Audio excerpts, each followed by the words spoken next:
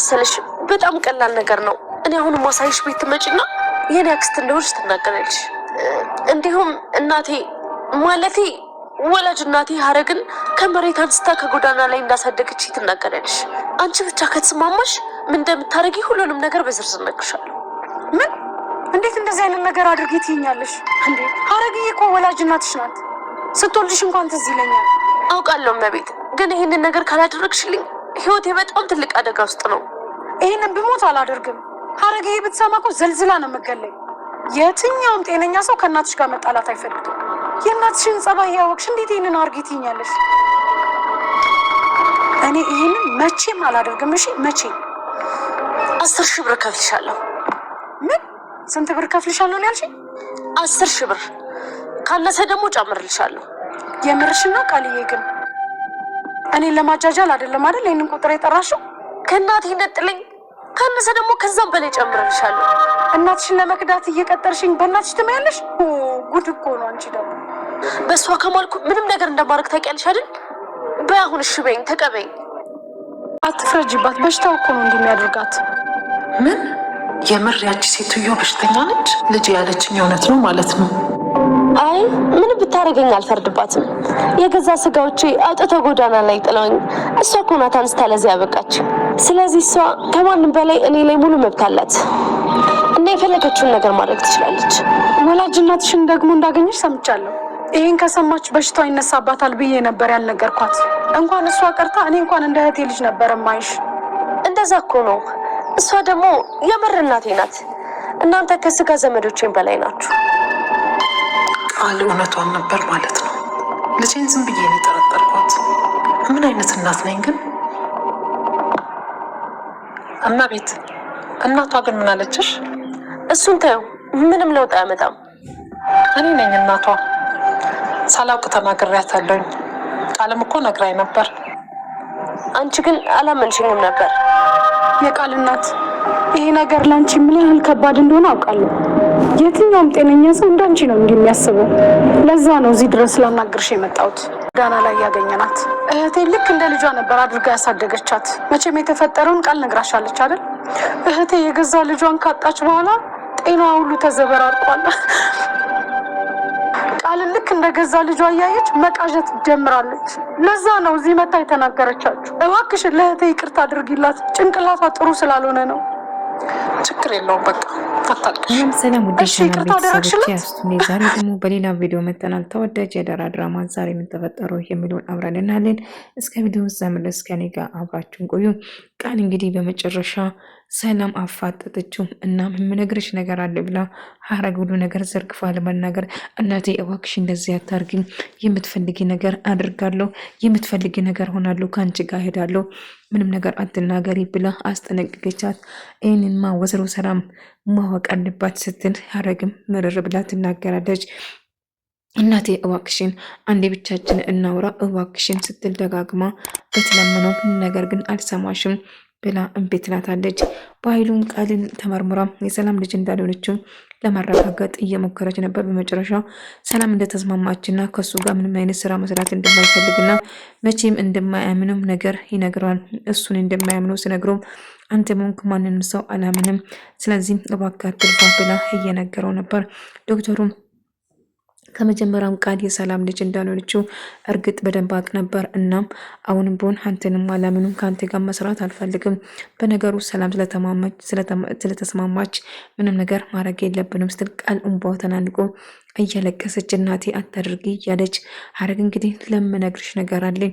አሁን የምነግርሽ ነገር ግን ቃል በጭራሽ እንደማትወደውም ጭምር ትነግራታለች። ያቺ የመጣችው አክስት የተባለችው የእናቷ እህት ብላ ያረገች እንደሆነች ብላ ስትነግር ነበር እና እህቷ እንዳልሆነችም ደጋግማ ነገረቻት። እና እቺ ውሸታም ነች፣ በጭራሽ እህቴ አይደለችም፣ እህቴ ነው ያለችው ውሸቷን ነው እና ቀጣፋ ነች በማለት ስታወራ ነበር። ቃል ደንግጣ የምታረገው ነገር ግራ ገባት። ምክንያቱም እናቷ ነች እና አሳልፋ ልትሰጣትም አልፈለገችም። እሺ ከአንቺ ጋር ሄዳለሁ፣ የምትፈልጊበት ቦታ ምንም ነገር አትናገሪ ስትል እናቷን ትይዛታለች። አይ ይሄ ነገርማ ሰላም ማወቅ አለባት ስትል ሀረግን እንዴት እኔን አሳልፈሽ ትሰጭኛለች? እንዲህ በእኔ ላይ አንቺ ገንዘብ ትሰራለች ብላ ጮኸችበት። እባክሽ ይቅር በይኝ ሀረግዬ ይቅር በይኝ ልጅሽ እኮ ነች አስጨንቃ ማለት አለብኝ የነገረችኝ እንጂ በጭራሽ አንቺን ልጎዳሽ ፈልጌ አልነበረም። ይቅርታ አርግልኝ ውዴ ብላ ደጋግማ ይቅርታ ብትጠይቅም መቼ ምቅራልሽም እንዴ ብደፍሪ ነው ብላ ቅጥቅጥ አርጋ ላከቻት። እና ኮይን ከዘበኝ አላገኘው ምንም አላገኝ ብላ እና ቃል ውሸታን እንደሆነችና በጭራሽ ህይወቷም እንዳልሆነችም ስትነግራት ሰላም ቃል ውሸታም እንደሆነች ደረሰችበት። እና ቃል ሁሌ እንደዋሸችና ሁሌ ያስመሰለች መሆኗን ተረዳች። እና ልጇ መሆኗንም ተጠራጠረች። ቃል አንድ ነገር እንገርሽ አይደለም አንቺ በጭራሽ ልጅ የልጅ አይነት ስሜትም የለሽም። ልክ እንደ ልጅም እየተሰማሽኝ አይደለም። ታውቃለች ለአንቺ የሚሰማኝ ለብኔን የሚሰማኝ ስሜት ይበልጣል ስትል ትነግራታለች። እናቴ በድጋሚ ልቤን እየሰበርሽ ነው። በድጋሚ ቆይ ምን ባረግ ነው አንቺን ለማሳመን የምሞክር? ቆይ አላሳዝንሽም እንዴ ብላ ለቅሷን ያዙ ማንባት ጀመረች። ነገር ግን ሰላም መቼም አላምንሽም ቃል እጅግ በጣም ውሸታም እንደሆነችና እጅግ በጣም ውሸታም ነሽ ብላ ጮኸችበት። እኔ ውሸታም አይደለሁም ላስረዳሽ እፈልጋለሁ እባክሽ እናቴ ተረጅኝ ስትል ደጋግማ ጠየቀቻት። ነገር ግን ሰላምን በጭራሽ አንቺን ላምን አልፈልግም፣ ምክንያቱም ያደረግሽው ነገር በጣም ያሳፍራል። ሳሚ ይህን ሁሉ ያደረግኩ አንተ ነው እጥፍ አስከፍላለሁ ብላ ጭራሹ ሳሚ ላይ እየዛተች እና እሱን ለመጉዳት እያሰበች ነበር። እና ሳሚን እገላለሁ እያለች እየዛተች ነበር። ብሌን ካሁን በኋላ ዳጊ አጠገብ እንድደርስ አልፈልግም፣ ዳጊን እጅግ በጣም አፈቅረዋለሁ፣ አንተን ግን አልወድም ስትል ወድሽም ጠላሽም እኔ ለአንቺ መልፋቴ ይቀጥላለሁ። እናትሽና ሀብትሽን ንብረትሽን ቤተሰብሽን እስክታገኝ ድረስ መቼም ቢሆን አላቅምም ብትወጂኝም ብትጠለኝ እያላት ነበር። አረግን ቃልን ለማጋለጥ የገዛ እናቷ ቆርጣ ተነሳች። አሁን ቀጥለሽ ጓዝ ሰብስበሽ ከኔ ጋር ትሄጃለሽ፣ በጣም ታሳፍራለሽ። ታውቂያለሽ እንኳን ለሷ ልጅ ልትሆኚ ለእኔ ልጅ መሆንሽ በጣም አፍራለሁ። ምነው ባልወለድኩሽ ተባልኩ አልኩ እያለቻት ስትረግማት ነበር። ሳሚ ሁሉ ነገር ለሀረግ ስለነገራት ሀረግም በነገሩ ተስማምታ እጅግ በጣም ትበሳጫለች። ልጇ በጭራሽ እንደዛን ነገር አታደርጉም ብላ ነበረ ስትከራከር ነበር። ዳጊም ድኖ ሲነሳ ሳሚን ድጋሚ ለመፋለም እና ከዳጊም ትሰማኛለህ ቃል ሳሚን በጥፊ መታ ደጋግማ ምታኛል ስትል አንቺ ላይ መቼም እጄን ላነሳ አልችልም፣ እኔ እኮ አንቺን አፈቅርሻለሁ በማለት ይጮህበታል። እናም ጥሎ ሄዳል። እና እንግዲህ አክስት ነው ብላ እንድትቀርበውና ሰላምን ለማሳመን የተሰራ ድራማ ሳይሳካለት ቀላው እና ምንም ነገር ባረግ አይሳካልኝም፣ ምንም ነገር በሞክር አይሳካልኝም፣ ምን ማድረግ እንዳለብኝ አላቅም፣ ሁሉ ነገር ይበላሽብኛል እያለች በጣም መናደድና መበሳጨት ጀመረች። እና ያረገችው አክስት የተባለችው የመጣችው በጭራሽ ምንም ነገር አላረገችው ወይም ከገንዘቤ እያለች እጅግ በጣም ስትበሳጭና ስትናደድ ነበር። እና ቃል ቆይ ችግርሽ ምንድነው? ለምንድነው ሁሉ ጊዜ የምትዋሺ? ስትል ደጋግማ ስጠይቅም ሰላምን ለማሳመን ነበር፣ እኔ ለማሳመን ነበር። እናትሽን በሽተኛ አስብለሻት፣ እሷ እኮ እናቴ አይደለችም አሳዳጊ ነች ስትል ይህ የሚያጠራጥራል ስትል እና እናትና ልጅ መሆናቸውን እንግዲህ እውነቱና ውሸቱን ለማወቅ ዲኤንኤ ምርመራ እናደርጋለን ብላ ትወስናለች። እና ልጇም እንደሆነችና ካሁን በኋላ ላይክ አልፈልግም፣ ስለኔ ጉዳይ አይመለከትም፣ በቃ እዚህ ጉዳይ ውስጥ አትግባ ብያለሁ ስትል ጎደልሽም ጠላሽም ይህንን የጀመርኩትን እጨርሳለሁ እንጂ መቼም ተስፋ አልቆርጥም ይላታል። ብሌን ግን ዳጊን ማንም ሰው እንድናገርብኝ ዳግን እንድትነካብኝ አልፈልግም ብላ ስታስፈራረው ነበር። እሱ ምንም ቢበሳጭም ተስፋ እንደማይቆርጥና ሁሌም እንደሚወዳትም ጭምር ነግሮ ጥሎት ይሄዳል። ነገር ግን ስሜታ ይሆናለች እና አክስተብየዋ እንግዲህ መታ ድራማ ስትጫወት ነበር። ነገር ግን ቃል ያሰበችው ጨዋታ ስላልተሳካላት እጅግ በጣም ተናዳ ተበሳጭታ ነበር። አክስቴ ነኝ የተባለችው ሴት ትክክለኛ ተገዝታ እንደመጣችና በጭራሽ አክስት እንዳልሆነችው ሀረግ ደረሰችበት። ሀረግ በጣም በእውነት የምትቆምና ውሸት አብስታ የምጠላ እና አስመሳይ ሰዎችን የማትወደው እንዲሁም አስመሳይ ሰዎችን እያዘች እየደበደበቻቸው ነበር። ነገር ግን ሰላምን ለማሳመን የሰሩት ድራማ ስላልተሳካለት ሰላምን ቃል እጅግ በጣም ውሸታም እንደሆነች እና ሁሌ እየዋሸች እንደሆነ ደረሰችበት እና ገንዘቡ ስትሰጣት እንደነበረው አይታት ነበር። እናም አልሰጠውም ብላ ለመናገር እንኳን ቃል ምንም ጊዜ ወይም ደግሞ መናገር አልቻለችም። እጅግ በጣም ተናዳባት ነበር። ሀረግ ይህን ነገር ከደረሰችበት ሁሉ ነገር ያልቅልኛል ስትል ትነግራታለች። አታስብኝ እናቴ በጭራሽ ይህን ነገር አደርስበትም ቃል እገባልሻለሁ ስትል ትነግርና ገንዘብ ሰጥታ ትሸኛታለች። እንግዲህ ቃል ራሷ ነበረ በገንዘብ ገዝታ ያመጣቻት ጠርታ ነበር። ሁሉ ነገር ምስጢር እንደሆነና ያጫወተቻት ወይም ደግሞ የነገረቻት ነገር ግን ቃል አሁንም ነገሩን እንድትጋርና በጭራሽ ሰላም እንዳትጠራጠራትና እንድታቅበት ብዙ ነገር እያደረገቻት ነበር እና ማድረግ ያለባትም ሁሉ ነገር እያደረገቻት ነበር። ስለዚህ እባክሽን እያለች እሷም እንግዲህ የአክስትየዋ የተባለችው ያገኘችው ገንዘብ እጅግ በጣም አስደስቷት በጣም ብር ሰው ሰንደል ሽቶ ምን ይላል ግን የብር ሽታን እኮ የማስደስተው ስትል መንገድ ላይ እየተደሰተች እያለችው ድንገት ሐረግ ስትመጣባት እጅግ በጣም ደንግጣ የምትይዘው ወይኔ ያለቀልኝ ልጆችን እንኳን ሳንሰናበት በቃ ልሞት ነው ስትል ማስቀት ጀመረች። ቆይ ምን እያደረግሽ ነው? እንዴት ብትደፍሪ ነው ይሄን ያህል ስትላት ጨወችባት። ሐረግ እንደምታስቢ አይደለም ቃል ያለችውን ነገር ነው እናቷ እንዳበደችና መጥፎ እንደሆነችም ጭምር እየነገረቻትና ገንዘብ እንደተቀበለቻት ስትነግራት በጣም ደበደበች። ብልቃልም ሰላምን እንደምንም ብላ አሳምና በጭራሽ ሌላ ምርመራ እንዳታረግ እንዳሳምነቻት እና ደውላ ለዶክተሩ የተነጋገርነውን ነገር ሀሳቤን ቀይራለሁ ስትል ትነግረዋለች። ስለዚህ ምንም አይነት ምርመራ ማድረግ እንደማትፈልግና ሀሳቧን እንደቀየረችውም ደግማ ትነግረዋለች። ስለዚህ እባክሽ ምንም ነገር አታረግም ስትል ትነግራታለች።